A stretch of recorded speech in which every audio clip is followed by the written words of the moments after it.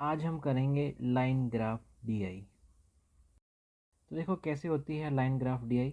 ऐसी होती है, ठीक है, ऐसी ऐसी ऐसी ऐसी। तो देखो सबसे पहले A B C D E लिखा है, ठीक है।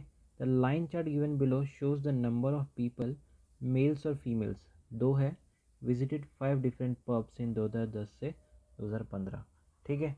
तो 2010 और 2015, ठीक है। कितने जन हैं? ए बी सी डी और ई, ठीक है। और ये भी ध्यान रखना कि जो 2010 है वो ब्लू की लाइन है और 2015 जो है वो रेड की लाइन है, ठीक है। तो देखो जब भी आपको ऐसा लाइन ग्राफ दिखे तो आपको टेबल बना देना है, ठीक है। तो 2010 ये तो बता दिया आपको। अब देखो ए का ये रहा 50, 2010 का तो ब्लू है, तो ये रहा 50, तो हमने 50 लिख दिया, ठीक है। अब बी का एक रेड कलर है, ठीक है, तो कहाँ है? 80, तो 80 लिख दिया हमने। फिर बी का देखो, बी ये रहा, इसका ब्लू कहाँ है? ये रहा, देखो 60 है तो 60 लिख दिया। फिर रेड का देखो, बी रेड कहाँ है? 50 में है, तो 50 लिख दिया। फिर सी का देखो, सी ये रहा, इसकी ब्लू लाइन कहाँ गई? ये रही 120।